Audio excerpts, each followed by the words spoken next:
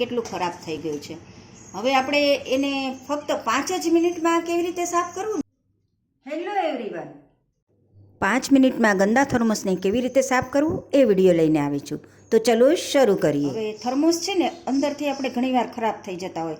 ચા ભરવામાં આવે કે કોઈ પણ કોફી ભરવામાં આવે તો અંદરથી ખરાબ થઈ જાય અને ઘણીવાર વાસ પણ આવે.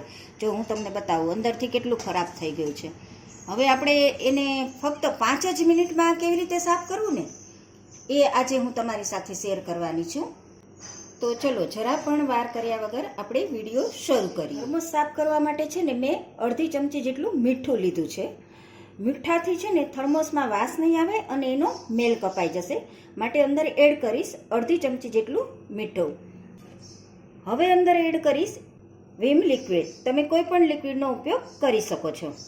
હવે અંદર એડ કરીશ 1/4 કપ જેટલું પાણી. પાણીનું પ્રમાણ તમારે અત્યારે વધારે નથી રાખવાનું, થોડુંક જ રાખવાનું છે. અને પછી એનું ઢાંકણું બંધ કરી આપણે એને થોડું હલાવી લઈશું. આવી રીતે તમારે એને હલાવી લેવાનું છે. હવે આપણે એને 5 મિનિટ માટે રેસ્ટ આપશું. 5 મિનિટ થઈ ગઈ છે, આપણે ચેક કરી લઈએ. જો આવી રીતે ફીણ થઈ જશે. હવે આપણે એને ઘસી લઈશું. હવે મેં 1 ચમચી જેટલો લિક્વિડ લીધો છે. હવે અંદર એડ કરીશું પાણી. હવે પાણીને મેં એડ કરી દીધું છે. હવે એને સારી રીતે મિક્સ કરી લઈશ. હવે આપણે આને ઘસી લઈશું. અંદરથી અને બહારથી સરસ રીતે ઘસી લેવાનું છે, એટલે એકદમ શાઇનિંગ થઈ જશે, એકદમ નવા જેવું થઈ જશે.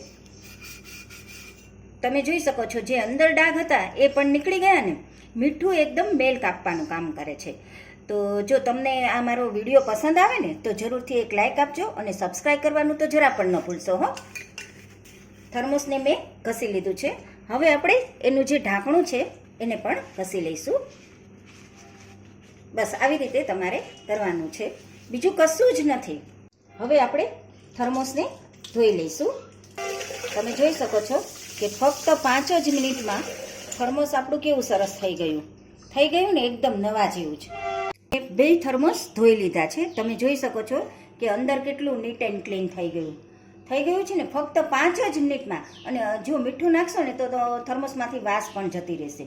એટલે આ મીઠાનો ઉપયોગ જરૂરથી તમે કરજો. અને હા, જો તમારું થર્મોસ વધારે ગંદુ હોય ને તો તમે એમાં 5 ચમચી જેટલો બેકિંગ સોડા પણ એડ કરી શકો છો. પણ વિનેગરનો ઉપયોગ સ્ટીલમાં ન કરતા. જો વિનેગરનો વધારે પડતો સ્ટીલમાં ઉપયોગ કરવામાં આવશે તો થર્મોસમાં અમુક સમયે કાણા થઈ જશે. આ વાતનું તમે ધ્યાન રાખશો.